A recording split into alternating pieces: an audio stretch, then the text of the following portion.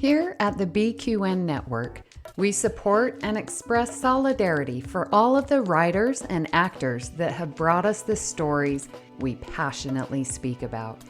We continue to show love to all that are fighting the good fight for the WGA, SAG-AFTRA, and any upcoming strikes. We stand with you. You're listening to BQN. Assimilate the audio.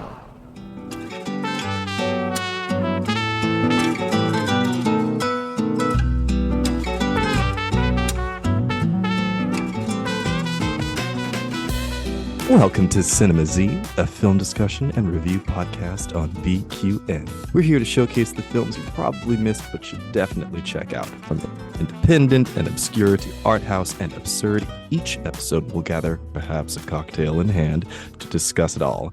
I'm your host, Matt Jennings, and with me today are Lars Marquez, Shalimar, and Mark. What's up? Hey guys. What up? It's not Cinema Z if we don't have our cocktails. So, what are we drinking, everyone? Well, keeping with the theme of, the ranch hands out west, I lassoed myself a whiskey sour. Okay. My very first whiskey sour, actually. I've never made it before. It's not bad. Oh, interesting. Pretty good. Yeah, listeners, it's like this very interesting... It looks like a greenish color. The bottle's blue. Oh, okay. Well, And there's yellow liquid in it. Color theory.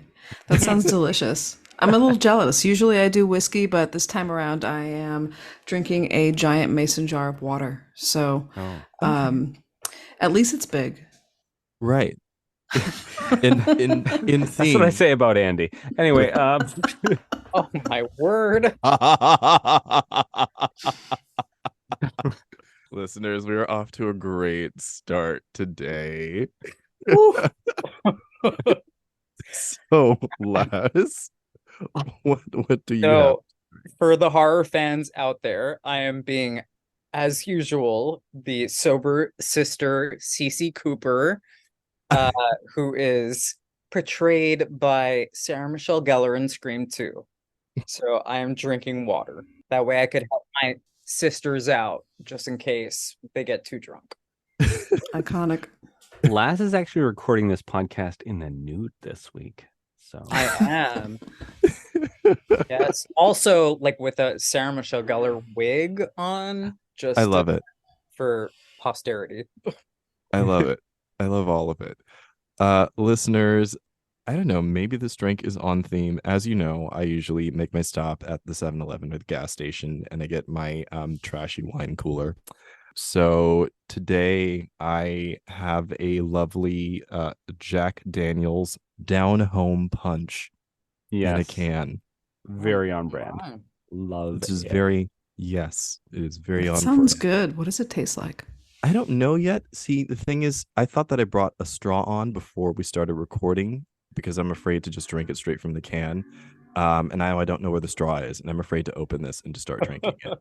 Well, you got to start now. I know. I'm just gonna. All right, listeners, here we go. I'm just gonna take a risk, take Do a it. Let's hear it. chance, make a change, and break away. Live Points your if you life. get that song reference. So, You can't you. open it. my mother lovingly brought me a straw in. Aw. Oh, mom for the win. Thanks, Parents Mom. for the win. Mom for the win. Matt, you're so mask. Okay. Oh my God, it's good. It's very good. Ooh. So, moving on, listeners, we are going to review Nope. Nope was written and directed by and produced by Jordan Peele, starring Daniel Kaluuya Hallelujah. and Keke Palmer, who both play horse wrangling siblings trying to capture evidence of a UFO above their California ranch. So I'm gonna kick this off with the first question: Why did we want to watch this one? What was the motivation behind it? For me, I was curious about it. I'd seen the trailer, and I mentioned to Laz and Shalimar beforehand that to me the trailer confused me. I wasn't sure what was happening or what kind of film it was going to be. And I think that's why I didn't immediately go for it to watch it. I really enjoyed Get Out, and so I was curious, but then I saw the trailer and I was like, I don't know. It looked action heavy and it looked abstract, and I just thought, I was like, I don't know if I get really what's happening with this. Mhm. And I actually, on first viewing, was relieved that it wasn't really those things. I felt like the storytelling made sense to me.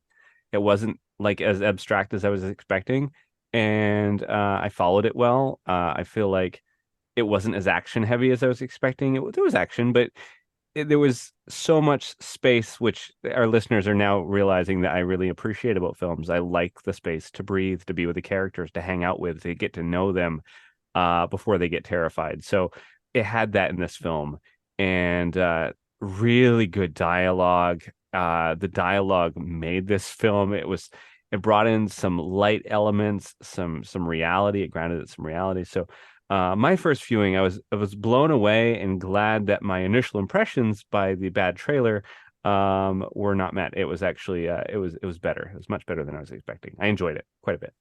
That's awesome. I'd love to go next. So what's funny about this movie is that I hadn't seen any of Peele's other movies yet. So this was my first entry into his cinematic universe, and I feel really guilty about that, especially having been a big fan of Key and Peele back in the day. I was just talking about this with Laz before, that I've seen almost every episode of that show, and I hadn't gotten around to see his movies, mainly because I don't necessarily gravitate towards horror. Not that I dislike it, but it's just not the thing that puts my butt in the seat at the movie theater. Yeah.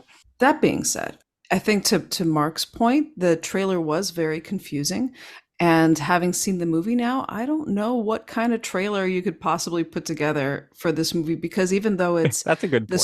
The storytelling is relatively linear and clear, for the most part, it's still very abstract and absurd and kind of like this Dadaist horror movie. Like it was not what I was expecting. I'll just say that. I haven't heard Dada in such a long time. I'm so glad that you said Dada. I love Dada, because then I get to say Dada. Who doesn't like to say Dada? Yeah. I mean, weird people. I think jumping off of that, it's, as the horror aficionado of this podcast, this film to me, and most of Jordan Peele's work, is a lot deeper than horror. It leans very into like the Twilight Zone quality of things, where it's a little more science fiction than horror, but the real horrors are kind of the metaphors of human interactions, which I think we'll get into. But that was what intrigued me. I've seen all of his films. I loved Get Out. I loved Us. And this one, we'll see how I felt about that. I think for me, this was on my list to see when it came out last year. I wanted to go see it in the theater because I wanted to support him. I wanted to support a genre of film that people of color are still kind of branching into. And shame on me, I did not make it to the movie theater to see this movie. So when we started to progress into our Halloween themed portion of Cinema Z viewings, I just thought this is the perfect opportunity. Initially, upon watching it, the first watch, there was a little bit of frustration because it was so quiet. There were so many moments that were kind of just left open to breathe, and there were metaphors in there, and I was trying to tie everything together. And I think at the end of the movie, it all kind of came together. But initially, the frustration was on my part that I wasn't bringing it together, and I knew it was there. And so I think the thing is with Jordan Peele's work is you are going to learn some history. There's going to be metaphor, and it's all going to be sprinkled throughout the film. And you can't just watch it once to get it. You really have to give this 2-3 watches to at least begin to tie the pieces together. At least for me, that's how it was. I completely agree. I think all of his films deserve like multiple watches, but the metaphors require us to think more about our culture, about others, about what those horrors could be, and how we overcome them. From my impression, it was very layered, like very layered metaphors. Oh my It's like a God. metaphor on top of a facsimile on top of a, like it's just, Yeah. there's a lot going on. And yeah, definitely need a few watches to peel that onion back to get to the core of what it's about. Absolutely. But Annihilation was like that too. wait, what was that? Annihilation was Oh similar. yeah. Like it Yeah. takes multiple watches to sort of wrap your head around, and this is another one. Head And for scratcher. our viewers, all of us, I think this is our first watch, right? Yes. Like the Yeah. first film that all of us have never seen this before. It's true. So, listeners, you're experiencing this, and we're experiencing this with us for the first time as well. So, moving on, I think this is a great jumping off point. Is just talking about letting moments live and breathe. That this film does a really good job with, I think, a minimalist style of storytelling in terms of the horror in the film. It kind of the way that it's shot, the way that it was written, it really makes you fill in the blanks as a viewer.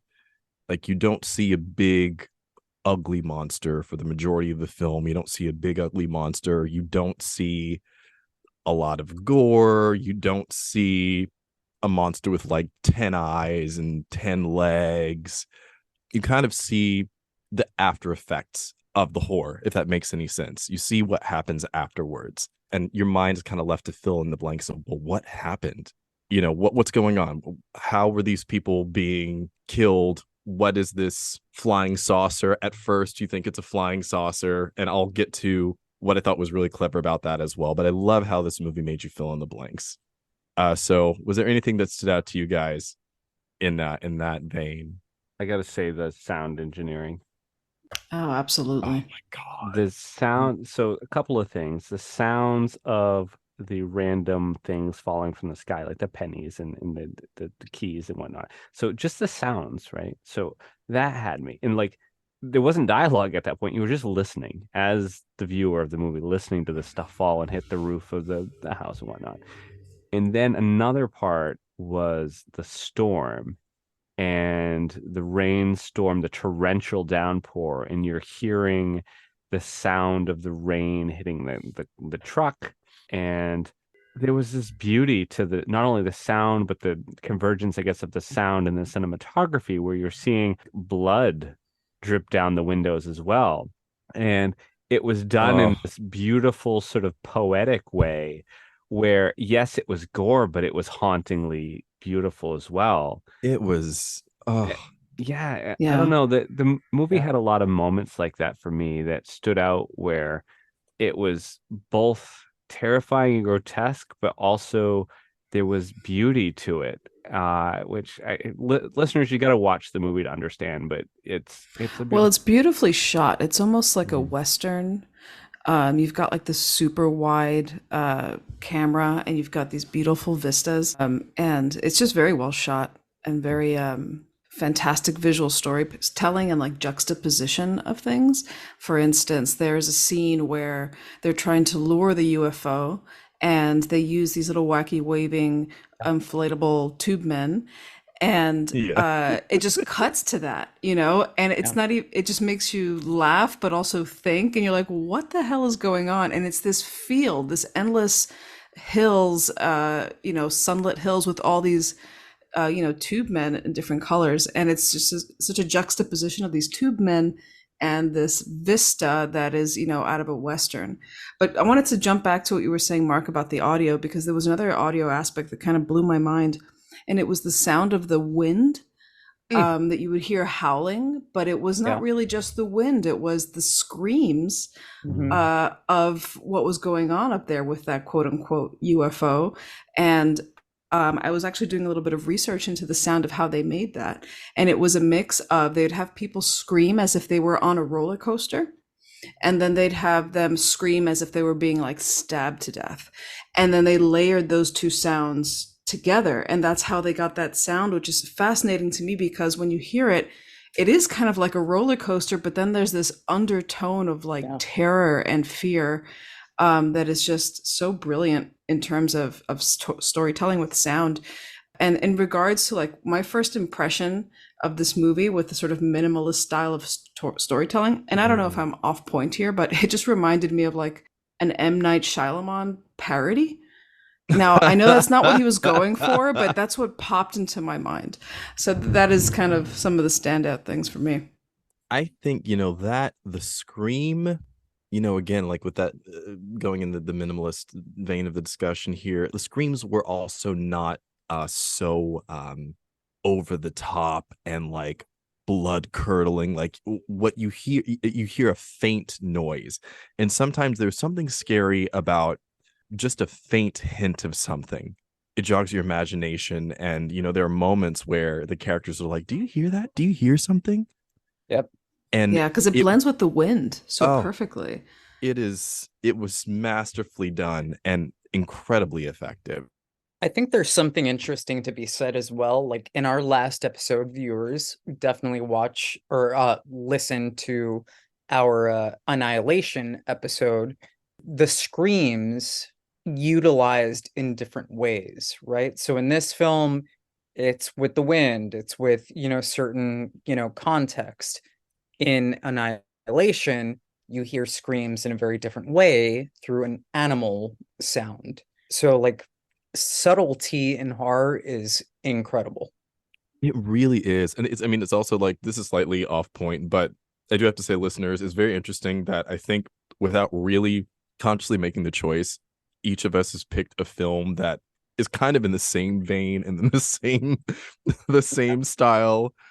What I will say about this is, kind of jumping off of Shalimar's point, the cinematography is incredible in this film.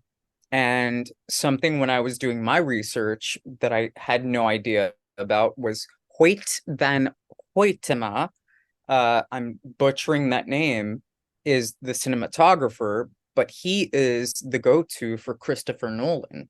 So he's done like a bunch, including Interstellar, Tenet, Dunkirk. So like the visual style is very much influenced, I think. Wow. Through that lens. Makes sense now that you say that. I'm like, Yeah, I could see that. Yeah. Did he do Oppenheimer as well? I would have to look, but I don't know. Not that I see. Okay. But he did like films like Her. So like he's a very accomplished visual, artist. So, I think that's awesome. Adds a lot to this film. Definitely. The next thing that I want to talk about, which I think is really interesting, this film, it challenges the norm of cinema and horror. For one, obviously, there's the diversity in the casting. We have Black people on horseback in a Western, which we still don't see a whole lot. Emerald's character is in the 90s. In a film like this in the 90s, I think she would have just been the comic relief, and that would have been it. However, Emerald's, her fire, her passion, it's like a drive of sorts. Like she's driven by things that is part of the family lineage. Yes. And there's something about her, to me, she thinks on her feet as well. And there's something about that really, I guess, helps to drive the objective of what they're trying to do. And I think it helps get Daniel's character to achieve some of the goals that I don't think would have been able to achieve on his own had Emerald not been there to say, let's do this. Have you thought about this? Let's do that. Let's try that. We're going to go to Fry's. Let's get that Oprah shot. Going along with that, are there any archetypes in horror that you would like to see flip or change that you feel like you haven't seen yet? Just going off of what we saw in this movie.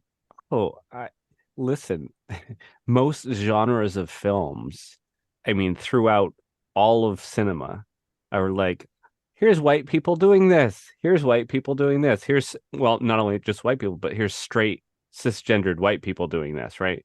So we're at the phase in society and Hollywood where that's just not only just not even cool, but like boring, right? I don't even want to see it at this point. I loved the fact, one of my thoughts about this film was when I was watching it, and it was the black people on horseback, and then they went to the Asian guy that was, he was in Yes. charge of the rodeo, right? Yes. And my thought was not that this shouldn't happen, but the thought in my head was, this is fucking America, right? This is fucking America. This is fucking America. This is where we live. Because I know a ton of Asian people from Texas, which is odd. A friend of mine out when I lived in Seattle was from Texas, and he was an Asian gentleman, and he made the meanest chili I've ever had. And it's like, yes, they live there too. It's not just white people, right? Yeah. And it's not just Latino people living there. Asian people live there. Black people live there. Everybody lives there. Indian people live there, right? So I like that we're seeing that now. But I would also love to see in like sci-fi films, in horror films, in comedies, more of the LGBT representation, and not done in a comedic way, but just doing it straight, because it's usually a comedy. Like I've seen it in rom-com in the last few years, but I haven't seen it just done straight. And so I'd like to see just some gay people in a movie. They happen to be gay, but that's not the point of the film at all. I would love that. Yeah. Something I'll say on that is, we haven't covered this, but I would recommend everyone to watch The Blackening, which is kind of a like parody / horror Yes. discovery of a film. And a couple of the characters are very fluid, let's say. And one of them happens to be, LGBTQ like positive. So I think that we're getting there. And, one of the rules, again, I'm the horror nerd, in horror films is like the gay person doesn't die. So Wait, is that a rule? Really? yeah, Scream 4. Oh, interesting. Okay. Scream 4 lists that as a rule. So I take it as canon for life. Okay. Outside of that, the only other thing I would say in terms of like flipping the script, given that The Exorcist Believer, which is not rated very well on Rotten Tomatoes at the moment for the audience, it's like 23% or 28% at this point. I would like to see the script change there, where like the kid is the person in charge versus the parent. Always see like, kind of like the adult person having to cater to a child being possessed or what. Right. No matter the ethnicity or the gender or whatnot, seeing that switched up could be kind of cool. Definitely. I think the horror genre is one of those places where archetypes are constantly being flipped. Now, I'm not really super versed in the genre, so I could be completely off base, but it seems like a very experimental landscape. And I'd love to see more of that. And also tied to what Laz was just saying about quality filmmaking, to bring in a wider audience. Because this movie to me didn't really feel like a horror movie. It felt more like a suspense. I felt more terror than horror. Like I think the only thing that really horrified me was maybe the chimp scene, where I was like, oh, that was actually hard to watch. And I've read so many horrible animal stories about when chimps go bad, how they rip off your face and your fingers, and it's just a terrible thing. That's the only time I felt true horror. I think for the rest, I felt more of like an existential dread and kind of just that suspense, almost like Jaws. Because to your point earlier about you don't ever really see the monster till towards the end of the movie.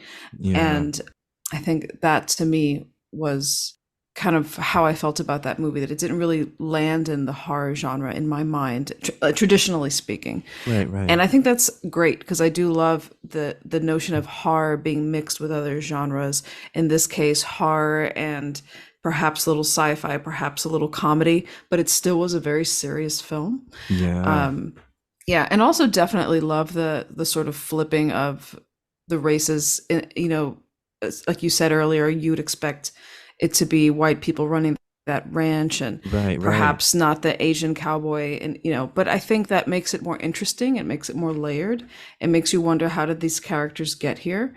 And there was Yes. this really great quote from Peele himself when he's responding to a question about how Nope incorporates commentary about race into its plot. And then he said, I think it's impossible to make any movie without it being about race, because race is all around us. Mm. You can't have Black people in a flying saucer film and just have it be the same experience, because it's not. And I thought that was a really astute way of that. Like, it totally made sense for me for the film, because it was layered with all these symbolisms and sort of nuances around exploitation, but it still kind of was about the flying saucer. Like, it wasn't really, banging you over the head with rhetoric or evangelism or anything like that, or like trying to put people in their place. Like, you need to be paying attention to this. It's like, no, this is a movie about a flying saucer, and the characters just happen to be living in this world. And I like that. And again, I want to reiterate that even though we're doing spooky season and like we're talking about quote unquote horror, it exists around us every day. I think this film really, or Jordan Peele in general, really kind of narrows in on that in that kind of Twilight Zone-y way. Yes. Where it's not about the jump scares. Like, horror is not about jump scares or ghosts or things like that. It could exist anywhere. It could be thrilling. It could be terrifying. It could be like just sitting there in your everyday life. So I think that's a really important thing to hit home for any like anti-horror folks. I would absolutely agree with that. And I think that is a perfect jumping point for the next question that I have here. In the last couple of years, I've noticed that there have been a lot of TV shows or movies that have come out linking like Black trauma and the experience, the Black experience in America and horror, the horror genre together. Films like Get Out. I think Bad Hair. I haven't seen Bad Hair, but I think Bad Hair does it as well. There's a TV show that came out called The Other Black Girl, Antebellum, Kindred, The Blackening, which we also mentioned. They all kind of have that horror element, yes, but there's also this constant awareness of the Black trauma, and they kind of go together in unison. Lovecraft Country. Oh my God. Yeah. Lovecraft Country. Yeah. Absolutely. That's another one, right? Can we talk about how hot Jonathan Majors was in that? Okay. And I'm done. And there is no disputing that at all. And so, we have the scene in Nope with Gordy, attacking the cast, snapping and attacking the cast. And there's a thought, and it jogs your mind as a person of color, the exploitation of people of color, how people of color are seen, and how that exploitation can end in eruption, in revolt. I mean, that chimpanzee, did that chimpanzee kill like almost all of the cast? Is that what happened? I think one person survived. Well, I mean, two people survived. The woman survived. Yeah. What I thought was interesting and sort of what stuck with me about it wasn't that aspect, which, if you've seen YouTube, you've seen the, chimpanzees go nutty, but it was, and I kind of saw this coming a little bit, but I wasn't mad about it, was the scene between the chimpanzee, is it Gordy, and the little Asian boy. Yeah. I kind of thought they was going to go to that, and I didn't, I guess, know until it happened how touching it would be. That they had this bonding moment where the chimpanzee went over to the kid and he's like, "Me too, man. Me too." And they did the fist bump because he was like, the little kid was being paraded around and showed off by these other people and exploited as well for, just being a cute young kid, and his parents probably shuffling from this thing to that thing or whatever. And everybody's trying to like make money off this young kid.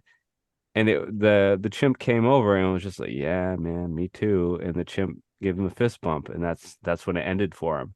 But before it ended for him, it was this spiritual connection between the two beings, and I thought it was really touching and sweet before his brains got blown out. Yeah. What I thought was interesting about that whole thing is that kid grows up to, what was Steve Yeun's character again? Was it Randy? What was his name? I can't remember his character's name. Anyway, he grows up to sort of do the same thing that they were doing to him and that they were doing to the chimp by exploiting these horses, these animals, to be fed as bait to this creature in the sky that if our listeners haven't seen this movie, we've been so like coded with the language about what's in the sky so far, you're gonna be like, what the hell is this movie about? But you know, it kind of is interesting that he ends up doing the same thing that was done to him. And there's a moment where they're asking him to like say, hey, what really happened on set? And instead of explaining what happened on set with the chimp, he tells it through a retelling that was done by SNL. And I couldn't stop laughing when he was talking about what a great impression of a monkey Chris Kattan did. Oh, but it's so true. Nobody can monkey like Chris Kattan. It's so true. But it's also interesting, Shalimar, going off of that as well, because there's a deflection with Big time. that storytelling, right? And not only does he go into the SNL sketch, he takes them into this exhibit. Yeah. He takes them into He's exploiting the horror of the incident. It's, you know, it really, the whole movie, I mean, is kind of about that in one way or the other. Even our main characters, our heroes, OJ and Emerald, which, by the way, when I was watching the movie, I kept thinking her name was Emerald, like Emerald Lagasse, because the sound on my speaker, I guess, wasn't great. Oh. And then when I was reading this, I'm like, oh shit, her name is Emerald. Okay, that makes more sense. Anyways, even, you know, Daniel's character is trying to, I don't know what he's trying to do. He's trying to survive, trying to wrangle this creature similar to how he wrangles horses, but he cares about the horses. He's not trying to do what he's doing. But then Keke Palmer's character is, I mean, first of all, she's a character who gets shit done. Like whatever she decides to do, she just runs and does it. And she does. I love her energy and I love her performance. Me too. She could go from like hilarious and loud and in your face to just like layered in depth. And when she's watching the screens go in and out, it was just so captivating to me. So she was definitely. Yeah, but there's something about that character that, like, I think you're gonna get there, but she's exploiting her. Yeah, she's trying to get the Oprah shot of the alien, and she, you know, and even calling it the Oprah shot. Just calling it the Oprah shot as well is. I mean, I relate to it more as calling it the Oprah shot versus having called it anything else. Like, oh, get the shot, the money shot, none of that. The minute she said the Oprah shot, I knew exactly what she was going for. Because like the entire film is like riddled with, you were saying, Shal, I think earlier, it's metaphor on top of metaphor. Yeah. So it's like the animals are just as exploited as I think the Black culture has been exploited in the past. Yeah. And Matt, like, feel free to jump in here because it's not my place. Yeah. But I really, truly feel like that's the message. It's like all of these folks are really, you know, like outside of OJ, which I think is an interesting choice as well. Yeah. is he's tending to like the animals. He's relating to them. But everyone else is like really kind of looking out for themselves a little bit. Rightfully so sometimes, and like woefully awful sometimes. Well, it's very interesting. I mean, when we talk about just the exploitation of Black people or Black culture in America, it goes through so many avenues, right? We see it in our music. I remember watching Miley Cyrus try to like pop her booty for the first time on stage. Like, I don't know how many years ago that was. And I remember after that performance, people started to call it twerking. People started to say it was twerking, or maybe twerking just blew up. Whereas in like hip hop and R&B, like that has been a thing in the Black community for a long time, but all of a sudden Miley Cyrus does it and it blows up. But the same thing can be said for Billy Porter and Harry Styles in regards to fashion and bending the gender norms or whatever it is of fashion. And Harry Styles is kind of celebrated as this pioneer and whatever for doing this. But Billy Porter has been doing that for a long time. But here comes Harry Styles, this attractive white man who is doing this, and all of a sudden he is getting amplified. But Billy Porter did it first, or has been doing it before. So it's just the exploitation continues. And I think with Jordan Peele, I know that he had also said in an interview that part of the reason I guess this movie came about, or the theme of exploitation came about, was with some of his frustration with Hollywood as well. Yeah. So it's so prevalent.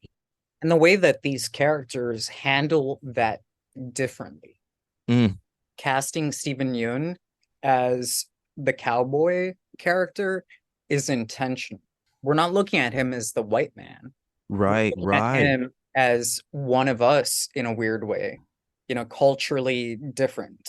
So like seeing that and seeing how different people handle different circumstances within the context of exploitation is like super fascinating. It's almost like the system exploits you, but then you ultimately end up exploiting yourself. Yeah. It's kind of like damned if you do, damned if you don't. And this is the system we live in.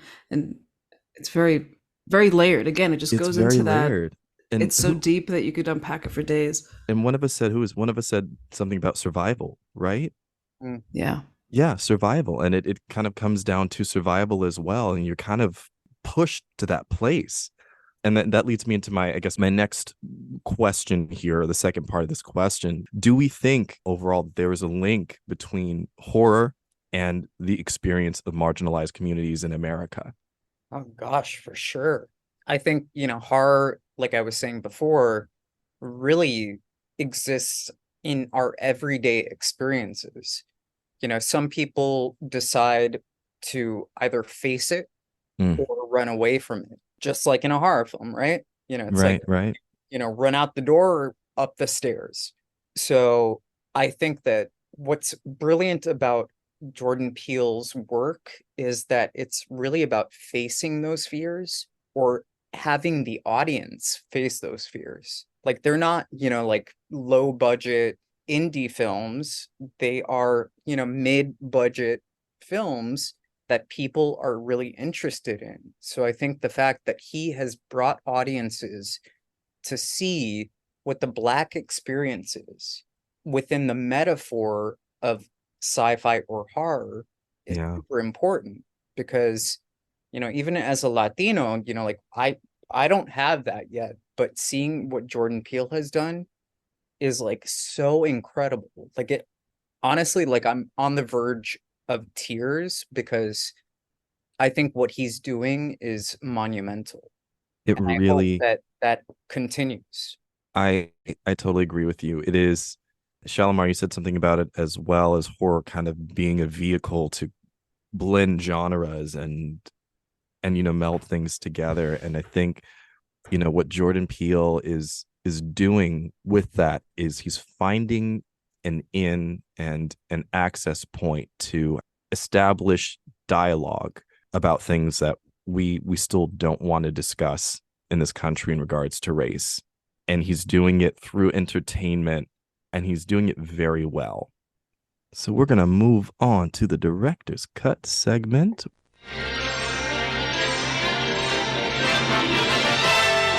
And now we're pleased to bring you our feature presentation. We're going to redo or reenact some of our favorite scenes from the film. I'm going to kick it off with the first scene. It's I think one of my favorite moments. It's Emerald's introductory scene. She's running late to the commercial set, and she pops in to give the speech, the safety speech, before they start filming with the horse. OJ was so uncomfortable. He does not want to public speak. Oh yeah. He's so uncomfortable, but his little bits, his little moments are comedic Oh, gold. priceless. Yeah. It's love it. so good.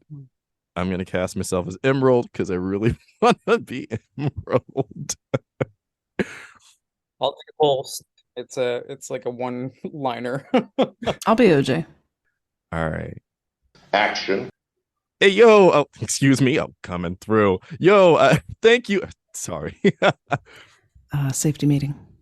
Yeah. Hello. Sorry for the tardiness. My name is Emerald. That's OJ, and we are your animal wranglers today with the Haywood Hollywood horses.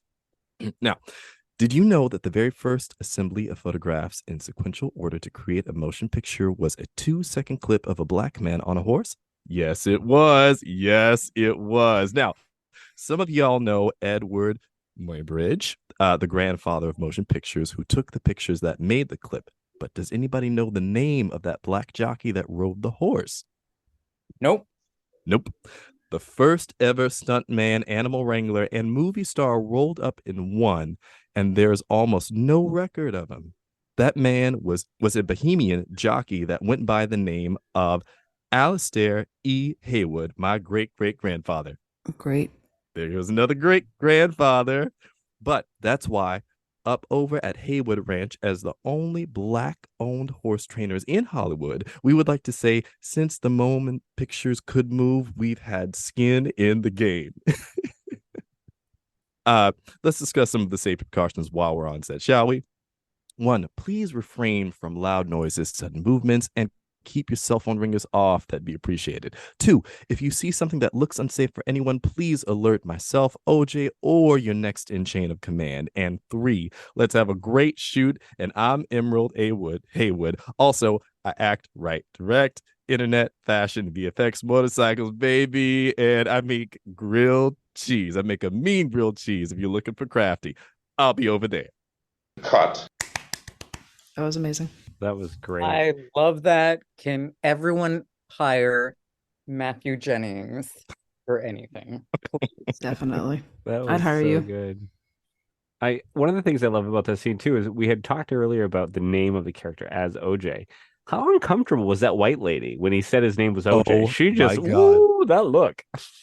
It was, I gotta say this. I mean, I was gonna save this for the stand-ups, but I gotta say that there was a very accurate tone that was mastered in terms of the set and the attitude of like some of the staff and the crew working on set. And I'm not bashing anybody that is working behind the camera. There are happy sets, and then there are toxic sets, and that's just a reality. And sometimes you get on a toxic set and these people can be short, they can be nasty. I mean, there was one moment where OJ was he was tending to the horse. There was something that he was told to do with the horse. And so the I guess I want to say the assistant director or the second director came in and said, I need you to do this. And so OJ said, oh, I thought you wanted me to do this. And so the guy said, yeah, now I'm telling you to do this. And it was the short, cutting, rude interaction, which unfortunately is part of the on-set culture, and that needs to change. That's my little TED talk. Well, I have picked a scene here that just amused me. The character of Angel, the Fry's electronic guy, I found him to be kind of comic relief for this movie, but also as somebody that's worked in, tech industry for a while, like I know plenty of people with that mentality. And I don't know, I enjoyed it for its levity.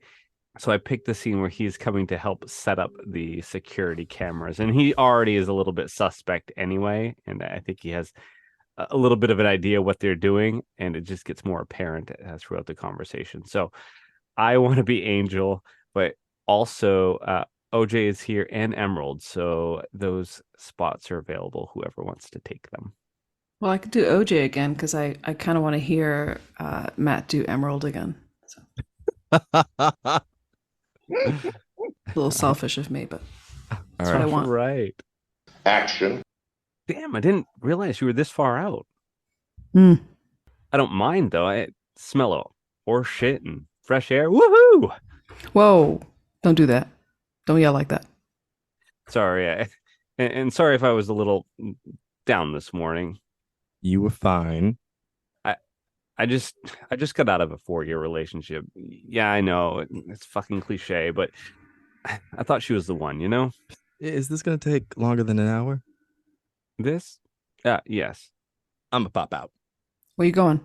To the store. I'll be back. You need something? Anyway, her name is Rebecca Diaz. She's an actress, model. Look out for her. She just booked a pilot on the CW. Fucking left me. Fucking CW. Can you swivel up Yeah. a little more? Okay, yeah. Did you know they're not even called UFOs anymore? They're UAPs now. Why they got to change the name? Exactly. I'll tell you why. To put people back in the dark. You know how I know? It happened as soon as those Navy videos became declassified. Just when people's eyes were about to open, they start calling them UAPs. And all of a sudden, nobody gives a shit again. It's because nobody knows what the fuck in a UAP is. I saw that. The Navy clip? Couldn't see too much on him, though. Could have been better. It's this shitty footage of exact proof that there's an alien civilization out there in the universe. So who's that? Come on, man. The little guys with the big eyes. They're either intergalactic travelers looking for peace, or they're evolved futuristic humans coming back in time to stop us from destroying the planet, or world killers, or planetary destroyers. That would mean they've been watching us, learning us, waiting for us the perfect time to beam us up and put metal probes in our asses. Cool. Ancient Aliens, History Channel. Check it out. Cut. And seed. Very nice. It's Nicely just done. so ridiculous. The anal probes and Ancient Alien. I was like, this is too juicy. I got to scene select this. This is perfect. All right. So moving on with rewrites. Is there anything that anyone would rewrite about this film? There weren't enough white people. No, just kidding. Joke. I keyed. Funny. I make a joke. I think in general, compared to, let's say, Get Out and Us, for the listeners who have seen those films, this one had some interesting, very deep themes, but it was a little difficult to sit with, I would say, from a viewer standpoint. I think maybe it's the pacing, maybe it might be other factors. I love Steven Yeun, but I don't know that he worked in that role as much as he did perhaps on The Walking Dead as Glenn. So I would stick with that in terms of like my negative commentary. It needed maybe like a rewrite or two to get it to a certain point, but the messages came through, so I respect that. I always feel weird saying rewriting somebody else's work, because like I wouldn't want somebody repainting something I did or redesigning something I did. But you have to have a critique, right? So I think the beginning of the movie was hard. Not the beginning where we meet the characters, but after that, between that and when things start going up, there was sort of a stretch where I was zoning out a little bit. And I wonder if it was a pacing thing, if some of the storytelling was just so nonverbal. Then you get those intercuts with the going back in time, seeing the chimp scene and all that. It was very confusing. And I think we mentioned this earlier in the movie, but it didn't kind of come together till the very end. Yeah. And even then I had to kind of watch it again to understand.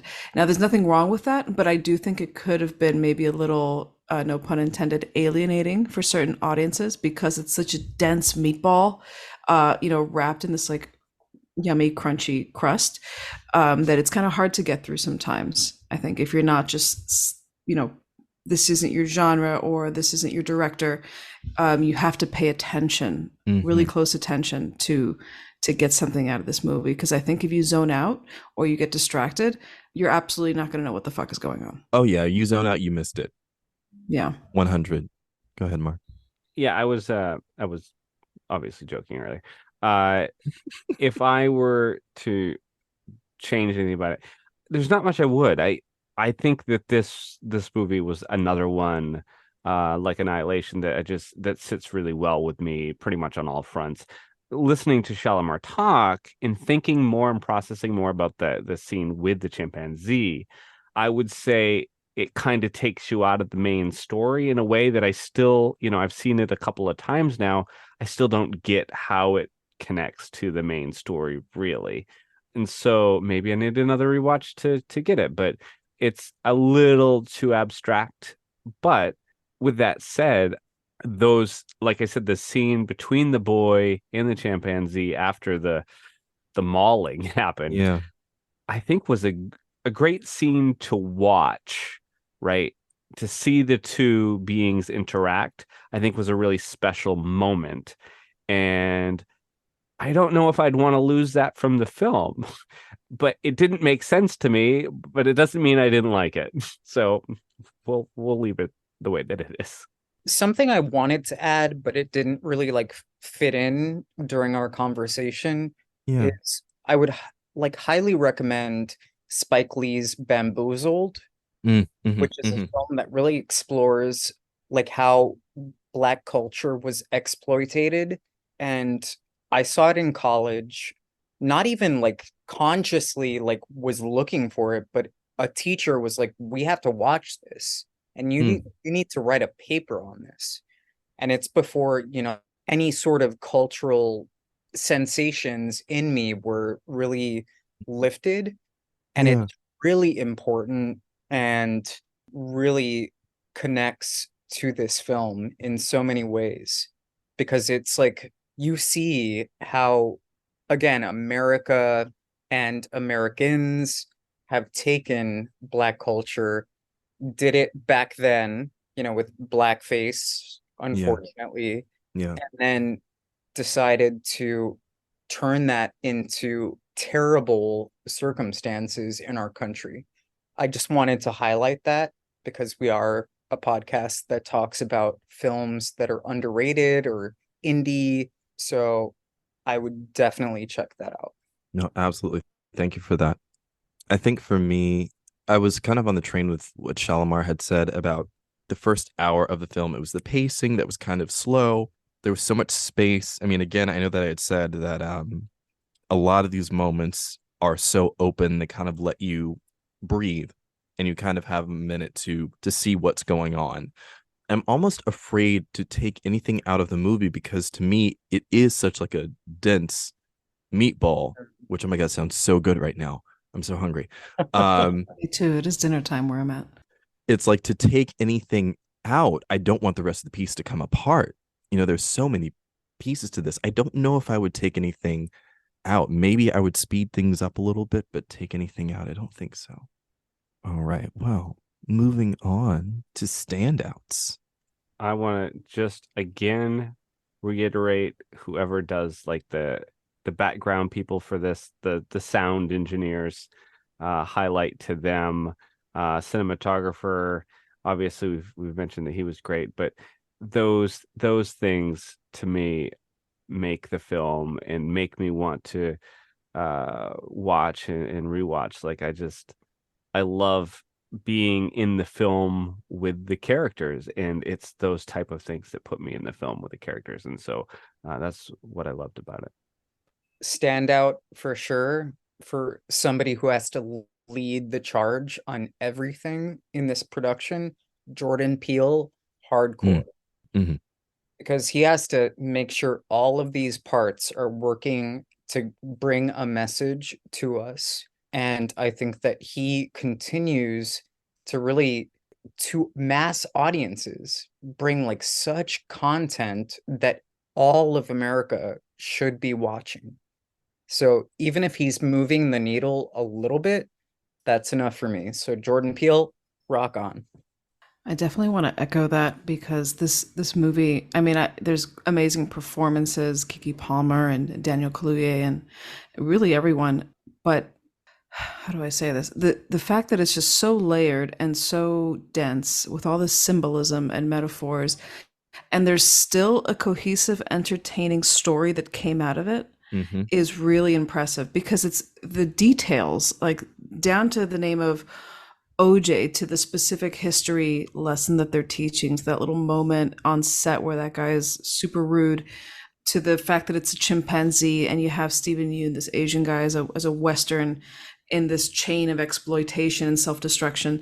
There's just so much going on. It's so complicated, but it's still, to your point earlier, feels kind of like minimalist storytelling, even though it's kind of maximalist. When you unpack it, there's kind of nothing minimal about this movie.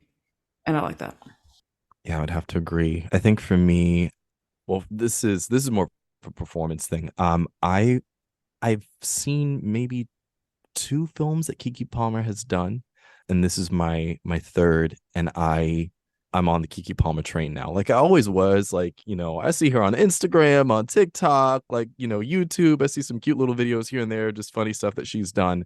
But Keke Palmer is a fearless actor, and it was a joy to watch Emerald be fearless. It was a joy to watch Emerald take charge. It was a joy to watch her save the day. I am on the Keke Palmer train now, and she needs to be more things. I want to see her in more. She has that quality about her. Like, she's got the range, she's got the look, got a great voice. Like when she's performing, she's giving that speech. Like, I'm engaged, I'm laughing. I'm sorry, I shouldn't keep going on, but I just wanted to echo that I loved her too, and I want to see what's next, what comes next with her. Yeah. All right. Well, let's move on to trivia. Keke Palmer's introductory scene, in which Emerald delivers an energetic and fast-talking monologue about her family history during a safety meeting on the set of a film, took 14 seconds to shoot. Jordan Peele described each one as wildly different. Oh, 14 takes, not 14 seconds. 14 takes. Yeah, that's the master of Keke Palmer. And, you know, they always say that when you're doing multiple takes, you want to give something different every time. Mm-hmm. You want a different performance every time. So, you know, the editor's got some choices to choose from. So she clearly nailed it. Despite being featured prominently, Fry's Electronics closed all of its locations on February 24th, 2021, prior to the film's production. The film, shot in the Burbank, California location, and recreated the interior. I used to go to Fry's. There was one nearby. I didn't know they all closed, actually. So this trivia comes as a shock to me, and I'm sad that the Fry's I used to go to is now closed, evidently, and all of those great employees that were so friendly and helpful are displaced. Now I'm sad. What a bummer. Listeners, you have heard it here. Mark has had a revelation about Fry's. I am sorry for your loss, Mark. They closed 3 years ago. Gosh darn it. I guess I'm late to that party. Stephen Yeun's character, Jupe, has a large pair of metal scissors on his desk, which are the same scissors prominently featured in Jordan Peele's previous film, Us. Scissors. Oh my God. If I start talking about the scissors, I'm going to start talking about that movie, and I'm going to stop before I start. But listeners, if you haven't seen Us, I'm telling you now, watch it. All right, moving on.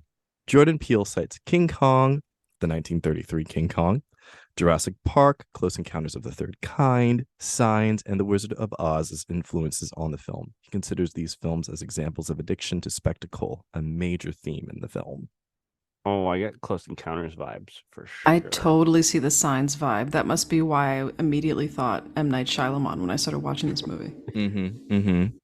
Jordan Peele specifically chose the cowboy film Buck and the Preacher from 1972 to feature prominently. He's quoted as saying, "It is the first film that I know of that had black cowboys represented in it. The myth that cowboys were just white guys running around is just not true. But we didn't know that because Hollywood had romanticized the view of a very brutalized era. The film shares a similar spirit." So no, I appreciate that too, because when I was a kid, I didn't know it either. And I would see occasionally like a black cowboy and be like, oh, did that actually happen? Like, really? And it did. So cool.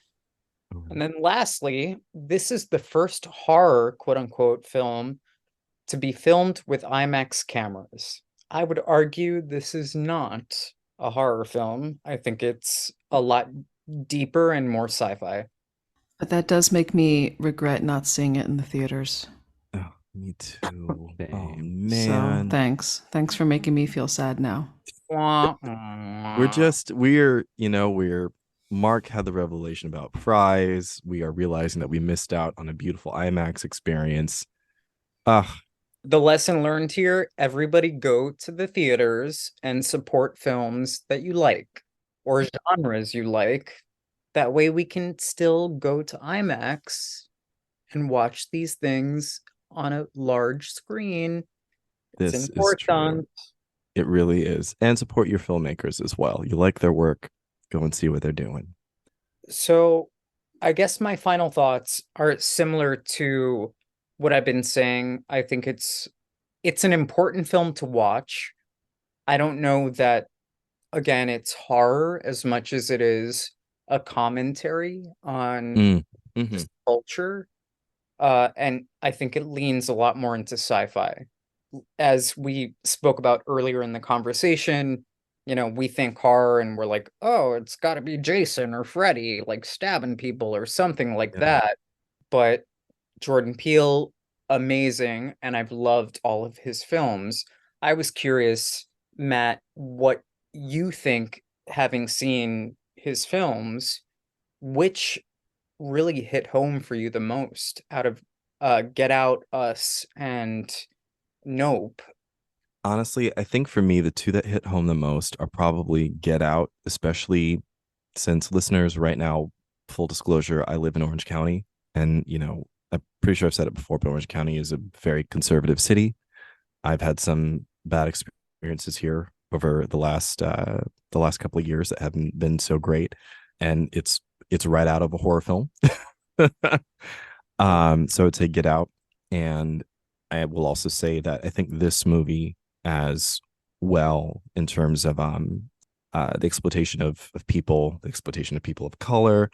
I think as I get older now, and as I get older, not only as a human being, but as an artist, I think I become more aware of the exploitation of people of color, of marginalized communities in Hollywood, and how there is that inner urge to revolt. So those are the two that definitely hit home. And I think I'll just tie this to my final thought. I think that we have to go see these movies. Listeners, I know some of the content that you heard today may have been uncomfortable to hear, may not be subject matter that you want to discuss, but it is through the dialogue that we unify. It is through the dialogue that we grow. So I encourage you to be okay with having these conversations, to not be afraid to start them. Movies like this are very important, and I think helping us to unify as a country and to unify as a species. How many horses do you give out? Oh yeah, horses. I'll give it a 4 out of 5. I'll go to a 3 out of 5. I think I'll do I hate to cut a horse in half, but I think I'm going to try a 4.5. Oh, no, I'm sorry, horsey. Just because of some of those pacing things. But otherwise, upon more thought, I think I like the movie a lot better the second time around than the first time. So Yeah. 4.5 horses. It's kind of interesting you say that. I think I like the film more now that we've discussed it. Absolutely. Yeah, I'd have to agree. I might add this to my list now, of my horror film list, my Halloween list, rather.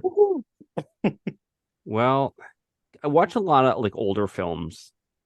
I grew up falling in love with cinema through watching older films from the golden era of Hollywood, like in the 50s and stuff, with James Dean and whatnot. And so I grew up watching the slower pace, the more I guess character driven pieces. And so it's rare that it happens nowadays that you see something like that.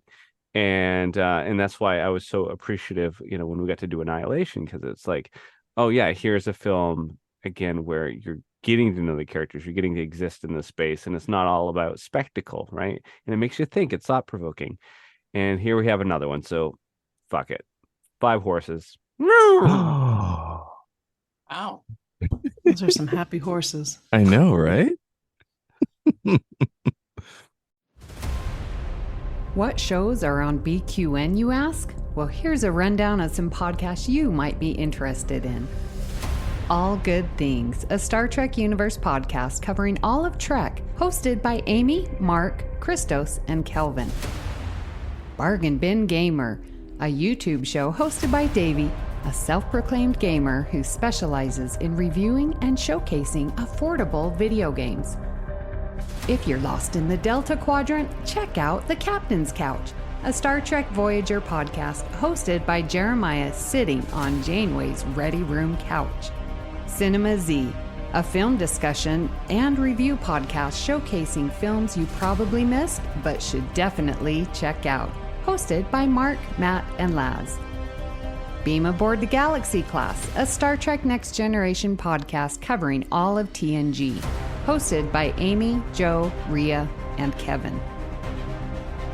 History with the Szilagys, a snippet of historical events from around the world, hosted by Chrissy and Jason. For the newest Trek coverage, check out Infinite Diversity, hosted by Chrissy and Thad. Test your Trek knowledge with Treksperts Quiz, a Star Trek quiz show hosted and written by Davey. Union Federation, covering all things Star Trek and the Orville, which we all know is really a Star Trek show, hosted by Kyle, Kevin, Amy, and Haley. Spill the Tea with What's the Tea, Bev, a Trek current events and fan interview show hosted by Christos. And for our Patreon members, we have The Hive Mind, BQN's monthly roundtable discussion with hosts and listeners. It's Green, a cornucopia of topics hosted by Mark. And Amy's Math Moments, a quick look at math moments in Star Trek, hosted by Amy. We know you have a choice of podcasts to choose from, and we thank you for listening to BQN. Assimilate the audio. Well, folks, next week we're going to be talking about Birth. It's a 2004 American drama film by Jonathan Glazer, starring Nicole Kidman, Lauren Bacall, Danny Houston, and Hait and Carmen Bright. The film follows Anna, who becomes convinced that her dead husband, Sean, is reincarnated in a 10-year-old boy. Now, this was my pick, listeners, and I have to tell you, I saw the film, it had to have been 10 years or more ago, and only once, and it haunted me, and it's haunted me to this day. So this is going to be a revisit, and I have not seen it in a very long time, but I'm excited because I know that it is very creepy. Do I need an adult to watch this with? Maybe. Don't watch it with a 10-year-old boy. That's my suggestion. suggestion. I wouldn't. No. Okay. The look on Shalimar's face. See, I would recommend you watch it with at least a 4-year-old. Oh, no. Oh, God. Oh, man. That is- Oh man, I I have no idea what to expect with this movie because I haven't seen it. So Neither do I. should I recruit some children or Oh, what? No, I'm definitely kidding there. It's Okay. Do Nicole not cuddle with Kidman them. cry Do face not bathe thing. with them. I'm pretty sure it's illegal. Yeah, I'm 90% sure that that's illegal. On that note, we would love to hear what you thought of today's episode and hope you'll join our Facebook group, the BQN Collective, to continue our discussion there. You can also send your thoughts to @CinemaZPod on Twitter and BlueSky, and let us know if you'd like to recommend a film. Please follow the network on Twitter, BlueSky, and Instagram @BQN Podcasts. So, Mark, where can people find you when you are not riding horses into the sunset? Okay. Yeah. I like riding horses into the sunset on a nice beach, some waves, crashing waves, like a Harlequin romance novel cover. That's how I spend my weekends, really. So when I'm not doing that, you can find me in the BQN Collective Facebook group. You can also find me on All Good Things, is a Star Trek podcast. And you can find me on BlueSky Social, MW207. And Shalimar, where can people find you when you are not exploiting past trauma by setting up a museum about a chimpanzee that mutilated people? I mean, how did you know that's how I spend my weekends? Well, you could find me on Instagram at Shalimar Luis or at one of my websites, shalimarluis.art or shalimarluis.com. So, Matt, where can people find you when you're not trying to get that Oprah shot? You know, it takes a lot of hard work and patience to get that Oprah shot. Lots of lube. So, when I am not trying to get that Oprah shot, you can find me on Instagram by looking up at 1701BLERD. I have a web series. It's about a gay black nerd that uses Star Trek to cope with life. Third episode is dropping soon. And through there, you can also find my TikTok handle as well, where I also share clips and videos from that web series. And Laz, where can people find you when you are not making human sacrifices to your alien overlord? Oh, so like every other night. Yeah, Yeah, of course. like on a Tuesday. It's such a joy. What I'm going to be doing right after this podcast. Listeners, you can find me at www.lazmarquez.com, or you can find me on all social media at Laz Marquez, LazMarquez. So please hit the subscribe button on Apple Podcasts or wherever you get your podcasts and leave us a star rating and written review. That helps others to find the show. You can also follow the entire network's podcasts with our master feed by searching BQN. At this time, we would like to thank our associate producer, Amy Nelson. A special thanks to Mark White for our artwork each and every week. The opening and closing music for this podcast is titled Dancing Dead and was provided by Ketsa from the Free Music Archive, providing royalty-free music for content creators. If you'd like to help us keep all of our shows coming to you each week, you can become a patron of the network on Patreon. We added to the Hive Mind Facebook group so you can enjoy It's Green, Amy's Math Moments, and other network perks. With a monthly subscription of $5 or more, you can join our meetings on the Hive Mind Roundtable discussion on the second Saturday of each month. Visit patreon.com/BQN to get all the details and watch your messages. Thank you so much for listening. We hope you'll tune in next time. No, Gordy! No! Gordy, no! Down, Gordy! No!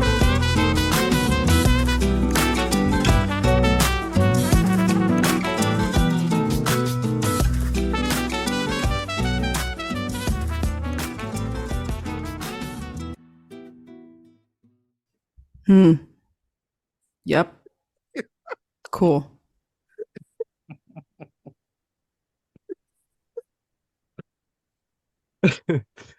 And scene. That was so perfect. I had that planned for like the last 20 minutes. I was like, I'm going to go ape shit. Oh, shit. Oh. That was fun. That It was fun. I didn't get to say this in the when we were recording, but I thought it was so cool that the alien was like at first it was like the typical saucer, and then it kind of like opened up into like this beautiful, Yeah. I don't know, like Parachute. rubber material. Yeah, it was such a weird, interesting design for an alien. Like, think about that concept. A UFO that's not a UFO, it's actually an animal. And guess what? It opens up into this fractal parachute tentacle ribbon monster. I mean, same last week though with Annihilation. It was this Yeah. colorful energy beam thing, but it was also duplicating itself. And Yeah. I don't know. I will say, oddly enough, all of our choices thus far with like spooky season have been Yeah. very like organically connected.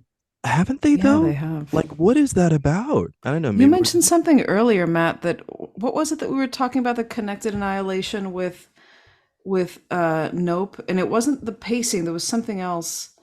Oh, the sound, the scream. It was Mark and Laz, you were talking about that. The screaming Scream, coming yeah. from the bear, and then the scream sounds coming from the UFO Yeah, yeah. monster. Insert beep QN butt plug. I mean plug. Okay, well, we should discuss that as merch. No. My lord. I'm telling Assimilate you. your ass. You never know. You never know. It could be Boys. merch. No kink shaming, but no. Have you guys done Everything Everywhere All at Once yet? Yeah. Yes, we did. That was the first one. Shalimar. That was a Oh, wait, missed You opportunity. gotta re-listen. I That gotta was a missed re-listen. opportunity. All That would right. have been great.